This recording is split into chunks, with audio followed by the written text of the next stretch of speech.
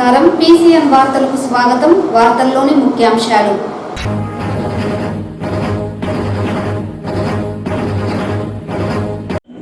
YCP ప్రభుత్వం అధికారం కోల్పోయినా వారి అరాచకాలకు అడ్డు అదుపు లేకుండా పోతోంది. తెలుగుదేశం పార్టీ రాష్ట్ర అధికార ప్రతినిధి వెంకటేల సురేంద్ర కుమార్ ఆగ్రహం.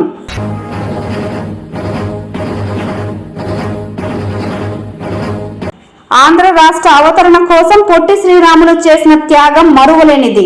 పొట్టి శ్రీరాములు జయంతి వేడుకల్లో వక్తల వెల్లడి.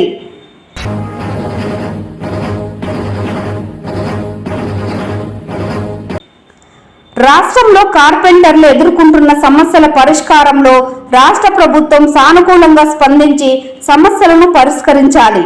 విశ్వకర్మ కార్పెంటర్స్ అసోసియేషన్ జిల్లా అధ్యక్షుడు గురునాథం. వార్తల్లోని వివరాలు. వైసీపీ ప్రభుత్వం అధికారం కోల్పోయినా వారి అరాచకాలకు అడ్డు అదుపు లేకుండా పోతోందని తెలుగుదేశం పార్టీ రాష్ట్ర అధికార ప్రతినిధి వెంకటేల సురేంద్ర కుమార్ ఆగ్రహం వ్యక్తం చేశారు.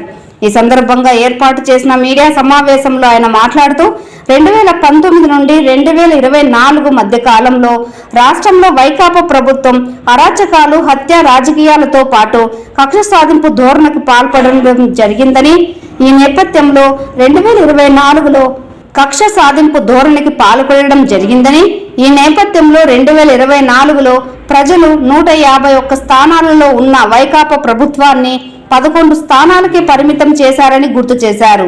అయితే రాష్ట్రంలో అధికారం కోల్పోయిన వైకాపా ప్రభుత్వం అరాచకాలు మాత్రం ఆగడం లేదని, ఇందుకు ప్రత్యక్ష ఉదాహరణ పుంగనూరు నియోజకవర్గంలోని కృష్ణాపురంలో తెలుగుదేశం పార్టీ నాయకులు రామకృష్ణ దారుణంగా హత్య కావడమేనని పేర్కొన్నారు.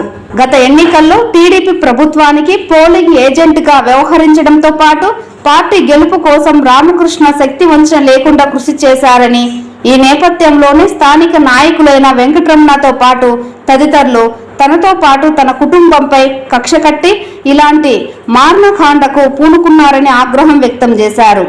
రామకృష్ణపై వెంకటరమణ విచక్షణారహితంగా దాడి చేసి హతమార్చడం ముమ్మాటికి రాజకీయ హత్యేనని, రాష్ట్ర ప్రభుత్వంతో పాటు పోలీసులు జోక్యం చేసుకుని నిందితులను కఠినంగా శిక్షించాలని డిమాండ్ చేశారు. భవిష్యత్తులో ఇలాంటి ఘటనలు ఎక్కడా చోటు చేసుకోకుండా టీడీపీ ప్రభుత్వం అన్ని చర్యలు తీసుకోవాలని అన్నారు. ఎన్నికలప్పుడు నుంచి కూడా క్రియాశీలకంగా పనిచేశారు. ఎన్నికల్లో పోలింగ్ ఏజెంట్గా కూర్చున్నారు. అప్పటి నుంచి ఆ గ్రామంలోని గౌరవ మాజీ మంత్రివర్యులు పెద్దిరెడ్డి రామచంద్రారెడ్డి గారి అనుచరుడు వెంకటరమణ కచ్చగట్టి అనేక సార్లు వారి కుటుంబ సభ్యులపైన దాడి చేయడం జరిగింది. ఎన్నికల ఫలితాలు వచ్చిన రోజు వాళ్ళకి టపాసులు కాల్చారని, కేక్ కట్ చేశారని ఖర్చు పెట్టుకొని మరి ఆ రోజు ఘర్షణ పడడం, రామకృష్ణ గారి భార్య పైన మోటార్ సైకిల్తో బలంగా గుద్ది కాళ్ళకు తీవ్ర గాయాలు చేయడం, ఆ తర్వాత వారి కుమారుడి పైన దాడులు చేయడం, నిన్న పట్టపగలు అందరి సమక్షంలో మారణాయుధం కత్తి తీసుకొని రామకృష్ణ కుమారుడు సురేష్ పైన తీవ్రంగా గాయపరచడం, అతను ప్రాణభయంతో అక్కడి నుంచి తప్పించుకొని పారిపోవడం జరిగింది. విషయం తెలుసుకుని వచ్చినటువంటి తండ్రి రామకృష్ణను ట్రాక్టర్ పై నుంచి దించి అమానుషంగా వెంకటరమణ మారణాయుధంతో కత్తితో దాడి చేసి అతన్ని పాశవికంగా చంపడం చాలా దుర్మార్గం. దీని మీద తీవ్రంగా ఖండిస్తున్నాం. ప్రజాస్వామ్యం లాంటి హత్యలు చేయడం అనేది తీవ్రమైన నేరం. గతంలోనే వెంకటరమణ నుండి తమ కుటుంబ సభ్యులకు తనకు ప్రాణహాని ఉంది. గతంలో వారు దాడి చేసినప్పుడు కూడా పోలీసులకు ఫిర్యాదులు చేయడం జరిగిందని కూడా మనకు సమాచారం ఉంది. మరి స్వయంగా రామకృష్ణ కూడా వీడియో రిలీజ్ చేశారు. దాంట్లో ఆయన ఆవేదన వ్యక్తం చేశారు. పోలీసులు ఫిర్యాదు ఇచ్చినా స్పందించడం లేదు. మా ప్రాణాలకు హాని ఉంది, ప్రాణభయం ఉందని చెప్పినా కూడా పోలీసులు చర్యలు తీసుకోపోగా నామాత్రంగా మరి నిందితులను పిలిచి పంపించడం జరిగిందని కూడా తన బాధను, తన నిస్సహాయతను వ్యక్తం చేయడం జరిగింది. పోలీసులు సకాలంలో స్పందించి చర్యలు తీసుకుంటే ఈరోజు రామకృష్ణ గారి ప్రాణం పోయేది కాదు, ఈ హత్య జరిగేది కాదు. దీనికి అక్కడ ఉన్నటువంటి పోలీస్ యంత్రాంగం కూడా బాధ్యత తీసుకోవాల్సిన అవసరం ఎంతైనా ఉంది. ఇంకా కూడా కొంతమంది పోలీసు అధికారులు వారి యొక్క పాత విధానం మార్చుకోకుండా పక్షపాతం వ్యవహరిస్తున్నారు. ఇది మంచి పద్ధతి కాదు. ఈరోజు ఈ హత్య పోలీసుల నిర్లక్ష్యం లేక పోలీసు పక్షపాతం వల్లనే జరిగిందనేది స్పష్టం అవుతోంది. కాబట్టి దీనికి బాధ్యులైనటువంటి వారిపైన కఠిన చర్యలు తీసుకోవాలా.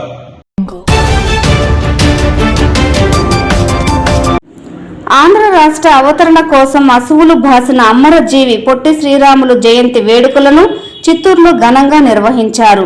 చిత్తూరులో పొట్టి శ్రీరాములు కమిటీ ఆధ్వర్యంలో గంగినేని చెరువు వద్ద ఏర్పాటు చేసిన అమరజీవి విగ్రహానికి కమిటీ సభ్యులు పుష్పాంజలి ఘటించారు. అనంతరం పొట్టి శ్రీరాములు జీవిత విశేషాలతో సావనీర్ను విడుదల చేశారు. ఈ సందర్భంగా కమిటీ సభ్యులు కట్టమంచి బాలకృష్ణారెడ్డి, చిత్తూరు జిల్లా రచయితల సంఘం ప్రతినిధి ఎంఆర్ అరుణకుమారి మాట్లాడుతూ దేశంలో మొదటి భాష ప్రయుక్త రాష్ట్రం కోసం పోరాడి అసువులు బాసిన గొప్ప మహనీయుడు అని కొనియాడారు. ఆయన చేసిన త్యాగం నిరంతరం స్మరణీయమన్నారు. ఈ కార్యక్రమంలో ప్రముఖ డాక్టర్ రామలక్ష్మి, మాజీ మున్సిపల్ చైర్మన్ చంగల్రాయ నాయుడు, వెంకటేష్ గుప్తా, గోవర్ధన బాబి, సహదేవ నాయుడు, పాడి రమేష్ బాబు, లక్ష్మణ్ ద్వారకనాథరెడ్డి తదితరులు పాల్గొన్నారు.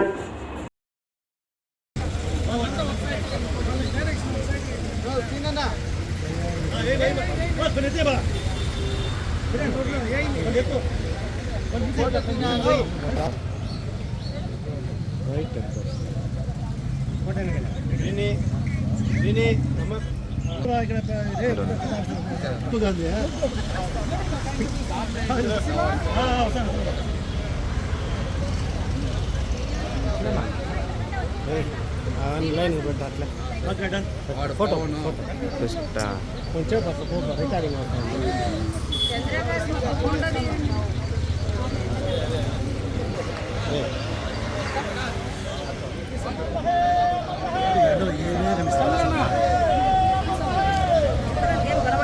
ఎండకి వాళ్ళ పాటికి వాళ్ళు నాశనం చేస్తాంటే ప్రోగ్రామ్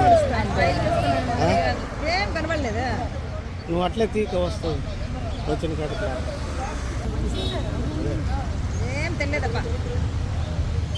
ఎంత వస్తే అంతే. ఆంధ్ర రాష్ట్రం ఏర్పడడానికి కారకులైనటువంటి పొట్టి శ్రీరాములు గారి జయంతి సందర్భంగా ఇవాళ ఇక్కడ ఆయన విగ్రహానికి పూలమాల వేయడానికి ఇక్కడ కలిసాము. ఇక్కడ అనేక మంది పట్టణ ప్రముఖులు వచ్చారు. వారంతా కూడా ఆయన చేసినటువంటి త్యాగాన్ని అదంతా గుర్తుపెట్టుకొని ఆయనకు నివాళులు అర్పించినారు. రాబోయే రోజుల్లో కూడా ఈయన త్యాగాన్ని గుర్తుపెట్టుకొని రాబోయే వారు వర్ధంతి జరుపుతూ ఆయన జ్ఞాపకం పెట్టుకుంటూ ఆయన చేసిన కీర్తిని గుర్తించాలని మేము మిత్రులను కోరుతున్నాము. అయితే వారికి 25 ఏళ్ల వయసులోనే భార్య బిడ్డ చనిపోవడంతో ఐహిక సుఖాలపైనే విరక్తి కలిగి మొత్తము తన ఆస్తిపాస్తులంతా కూడా తల్లికి అన్నదమ్ములకు ఇచ్చేసి ఆయన స్వాతంత్రోద్యమంలో పాల్గొనడానికి సబర్మతి ఆశ్రమానికి వెళ్ళిపోయారు. అప్పటి నుంచి ఆయన ఆ తర్వాత ఎన్నో హరిజనోద్ధరణ కార్యక్రమాల్లో అయితేనేమి అహింస, సత్యము వీటి కోసమే పోరాడుతూ వచ్చారు. ఆ తర్వాత వారు నిరాహార దీక్షతో మన రాష్ట్రాన్ని సాధించడం జరిగింది. ఈరోజు మనము ఇక్కడ మన చిత్తూరులో గంగినేని చెరువు పార్కులో వారి విగ్రహ స్థాపన జరపడం జరిగింది. ఆ తర్వాత ఈరోజు వారి జయంతి రోజున విరాళాలు ఇచ్చిన వారందరితో కలిపి ఒక సావనీర్ను విడుదల చేయడము జరిగింది. ఇది మనకెంతో కూడా గర్వించే రోజని చెప్పుకోవాలి. ఈ విధంగానే మనమందరూ కూడా మన ముందు తరాలు కూడా మన సంస్కృతి, సాంప్రదాయాలు, మన చరిత్ర, మన తెలుగువారి చరిత్ర కూడా వాళ్ళకందరికీ కూడా అందించాలని కోరుకుంటూ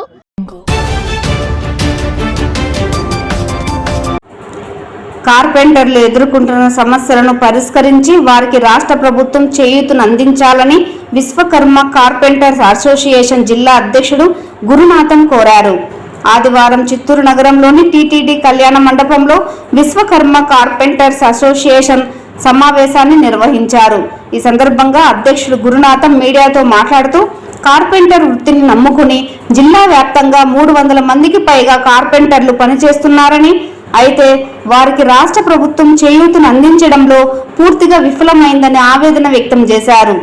ప్రస్తుతం రెడీమేడ్ కార్పెంటర్ వ్యవస్థ అందుబాటులోకి రావడంతో చేతి వృత్తులను నమ్ముకున్న కార్పెంటర్లు జీవితం దుర్భరంగా మారిందని ఆవేదన వ్యక్తం చేశారు.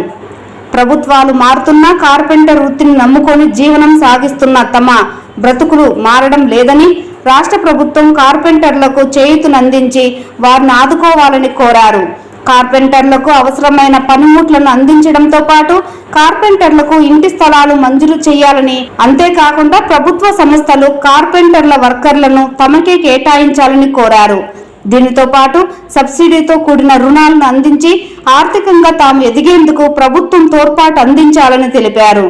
రాష్ట్ర ప్రభుత్వం ఆధ్వర్యంలో కార్పెంటర్ అసోసియేషన్ భవన్ ఏర్పాటు చేయడంతో పాటు ఇంటి స్థలాలను మంజూరు చేయాలని డిమాండ్ చేశారు. రాష్ట్ర ప్రభుత్వం సానుకూలంగా స్పందించి తమ సమస్యల పరిష్కారంలో తగిన చర్యలు చేపట్టి పూర్తి స్థాయిలో కార్పెంటర్లను ఆదుకోవాలని తెలిపారు. ఈ కార్యక్రమంలో అధిక సంఖ్యలో కార్పెంటర్లు పాల్గొన్నారు. అందరికీ నమస్కారము. Carpenter unit Vishwakarma carpenter union ప్రారంభించబడింది. దీంట్లో మాలో అన్ని మతాలు కులాలు చేరిన వాళ్ళు హిందూ ముస్లింలు క్రిస్టియన్లు అందరూ ఉన్నాము.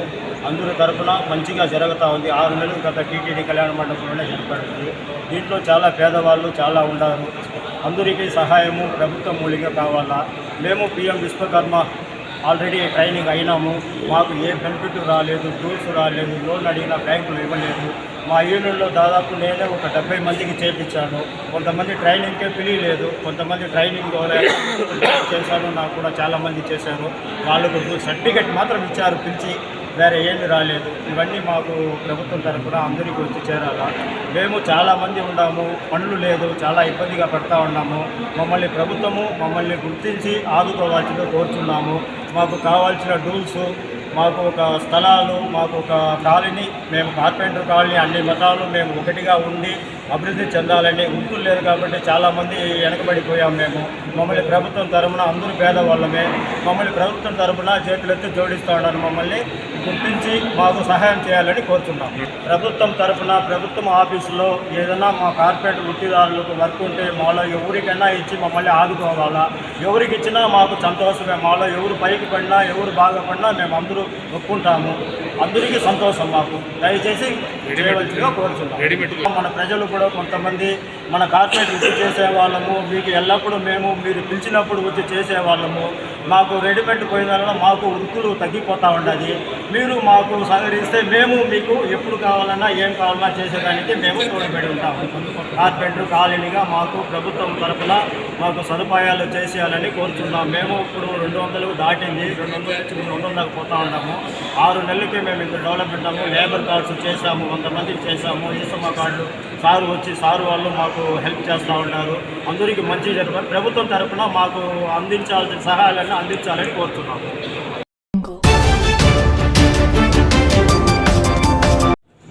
2 లారీలు ఢీకొని మంటలు చెలరేగిన ఘటన చిత్తూరు నగరంలో ఆదివారం చోటు చేసుకుంది.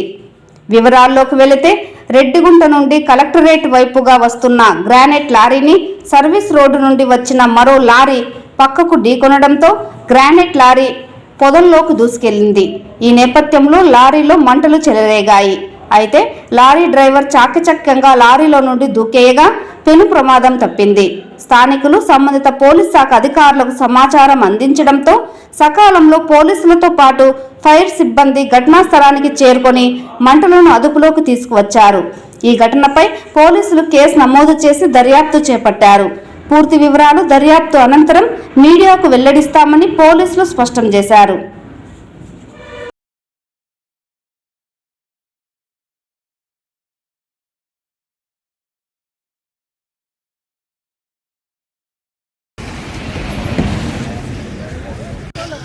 ధనుష్ డానా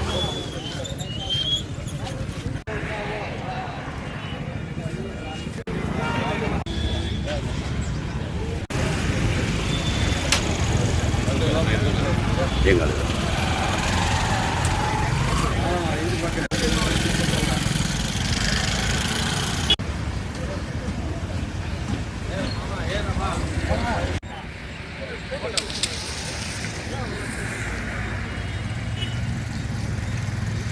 నమస్తే సార్.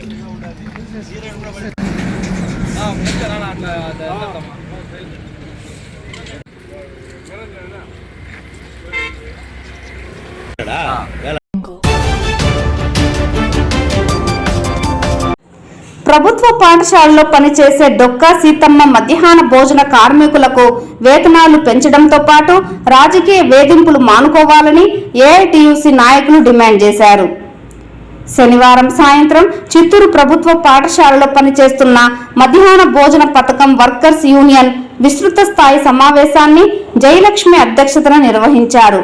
ఈ కార్యక్రమానికి ముఖ్య అతిథిగా విచ్చేసిన ఏఐటియుసి జిల్లా ప్రధాన కార్యదర్శి కోదండయ్య, గౌరవ అధ్యక్షులు నాగరాజు, పట్టణ కార్యదర్శి దాసరి చంద్ర, వర్కింగ్ ప్రెసిడెంట్ రమాదేవిలు మాట్లాడుతూ రాష్ట్ర ప్రభుత్వం ప్రభుత్వ పాఠశాలలో పనిచేస్తున్న మధ్యాహ్న భోజన పథకం కార్మికులకు సరైన జీతాలు అందించడం లేదని, గత 20 సంవత్సరాలుగా పిల్లలకు మధ్యాహ్న భోజన పథకాన్ని అమలు చేస్తున్న వారి పట్ల నిర్లక్ష్య ధోరణి అవలంబించడం బాధాకరమన్నారు.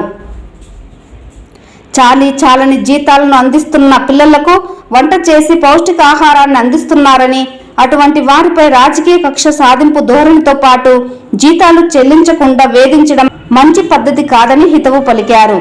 ఓవైపు నిత్యావసర ధరలు ఆకాశాన్ని అంటుతున్నా పాత మెనూ ప్రకారం జీతాలు చెల్లిస్తున్నారని, దీనితో మధ్యాహ్న భోజన కార్మికులు తీవ్ర ఇబ్బందులు ఎదుర్కోవడం జరుగుతోందన్నారు.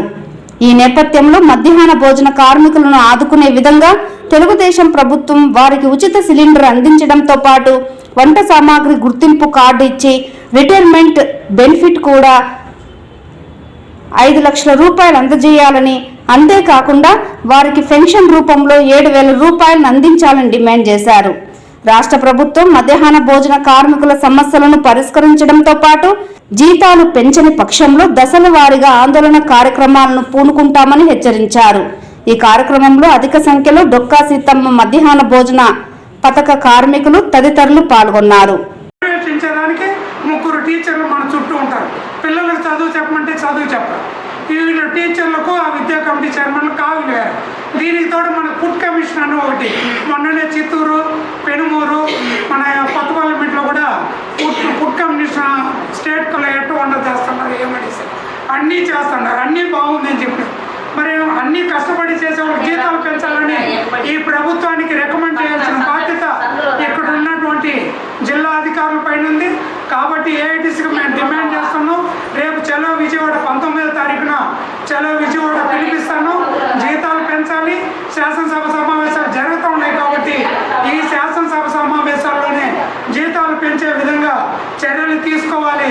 అదేవిధంగా ఈరోజు నిత్యం ధరల పెరిగే అనుగుణంగా ఒక్కొక్క బిడ్డకు 25 రూపాయలు ఎలిమెంటరీ స్కూల్కి, 30 రూపాయలు హై స్కూల్ పిల్లలకి ఇవ్వాలని డిమాండ్ చేస్తాను.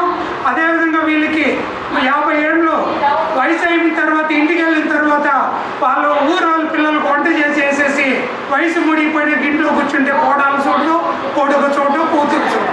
కాబట్టి వాళ్ళకి ఖచ్చితంగా రిటైర్మెంట్ బెనిఫిట్ కింద 5 లక్షల రూపాయలు ఇవ్వాల్సిందే. ప్రతి నెల 5,000 రూపాయలు పెన్షన్ వచ్చే విధంగా ప్రభుత్వం కూడా చర్యలు చేపట్టాలని ఏఐటీసీగా డిమాండ్ చేస్తున్నాము. లేని పక్షంలో ఈ ప్రభుత్వానికి గత ప్రభుత్వం మహిళా కార్మికులు అన్యాయం చేసిందని 195 మంది కార్మికులు ఈరోజు ఈ ప్రభుత్వానికి ఓటేయడం జరిగింది. ఈ మహిళా కార్మికులతో పెట్టుకుంటే రేపు ఈ ప్రభుత్వానికి కూడా గత ప్రభుత్వం పెట్టిన గతే పడుతుంది. కాబట్టి ఈ శాసనసభలోనే మీరు తీర్మానం చేయండి. పేరు మాత్రం డొక్కా సీతమ్మ పేరు బ్రహ్మాండంగా పెట్టినారు, మంచి పేరు, మేము దాన్ని తప్పు పట్టడం లేదు. పేరు గొప్పగా ఉన్నంత మాత్రాన ఆ సంస్థలో ఉన్న మహిళా కార్మికులు కూడా గొప్పగా ఉంటేనే ఆ సంస్థకు ఒక విలువ ఉంటుంది. వాళ్ళు నిరంతరం ఇబ్బందులు పడుతూ ఉంటే ఈ ప్రభుత్వం కళ్ళు మూసుకొని ఉంటే మీ కథ తేల్చేదానికి అందరూ ఏకమవుతారు.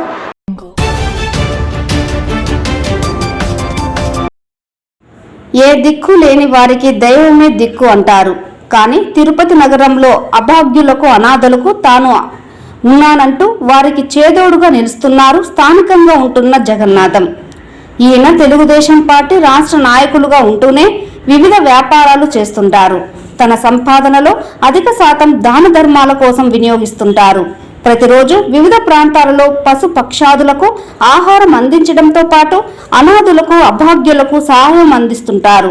ముఖ్యంగా ప్రతి శనివారం నగరంలో సంచరించే కుష్టు వ్యాధిగ్రస్తులకు, యాచకులకు, గంగిరెద్దుల వాళ్ళకి ఆహారాన్ని అందించి కొంత నగదును కూడా ఇస్తారు. ఇది క్రమం తప్పకుండా ప్రతి శనివారం తిరుపతిలోని మున్సిపల్ పార్క్ వద్ద జరుగుతుంది. అందరూ బాగుండాలి, అందులో మనం ఉండాలి అన్న సూత్రాన్ని ఆచరించడమే తనకు తెలుసునని జగన్నాథం ఎప్పుడూ అంటుంటారు.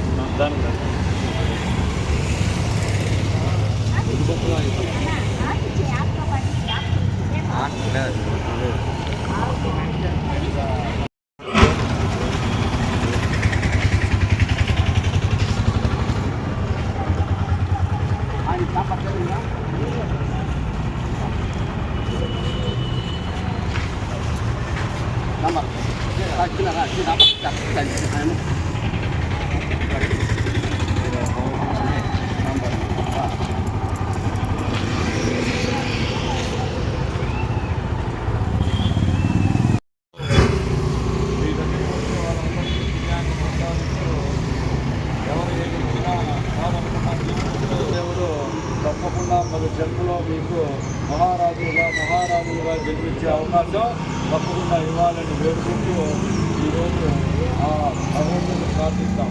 ఏడుకొండల వెంకటరమణ గోవిందో, ఆపద ముక్కులవాణి గోవిందో, అనాథ రక్షక గోవిందో, వికాసులవాణి గోవిందో, తెలుగు చక్రధర గోవిందో, భక్తవత్సల భక్తప్రియ గోవిందో. ఓం నమో వెంకటేశాయ. గట్టిగా ఓం నమో వెంకటేశాయ. ఈ తిరుపతిలోని పవిత్రమైన పుణ్యక్షేత్రంలో ఈ దేవతామూర్తులు ప్రతి శనివారం రోజంతా తిరిగి ఇబ్బందులు పడుతున్నారు. అలాంటి వాళ్ళందరినీ గుర్తించి ఈరోజు మన ఖాదీ కాలనీ మున్సిపల్ పార్క్ దగ్గర వాళ్ళందరూ చోటు చేర్చి ఉదయాన్నే వాళ్ళందరికీ కూడా వాటర్ బాటిల్, ఇడ్లీ, వడ, సాంబారు వాళ్ళకు పెట్టడం వల్ల చాలా తృప్తిగా ఆనందంగా వెళ్తున్నారు.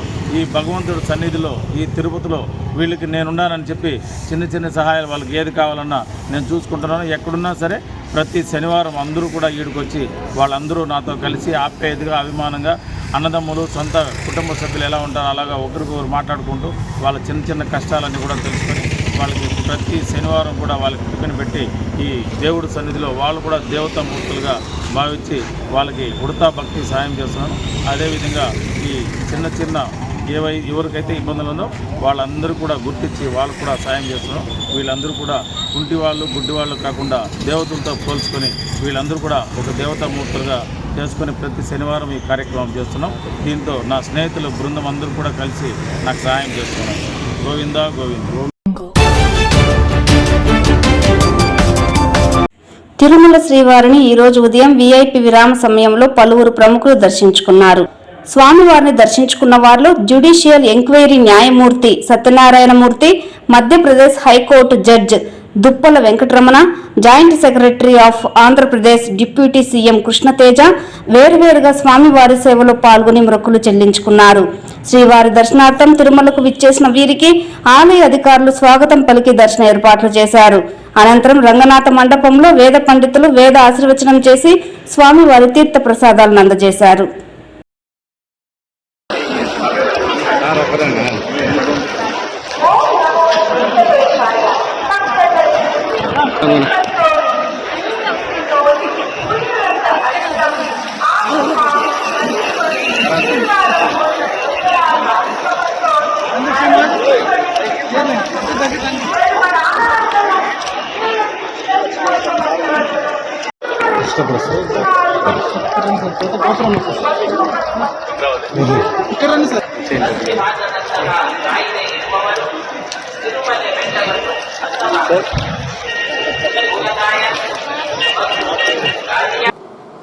ఈ వార్తలు ఇంతటితో సమాప్తం. నమస్కారం.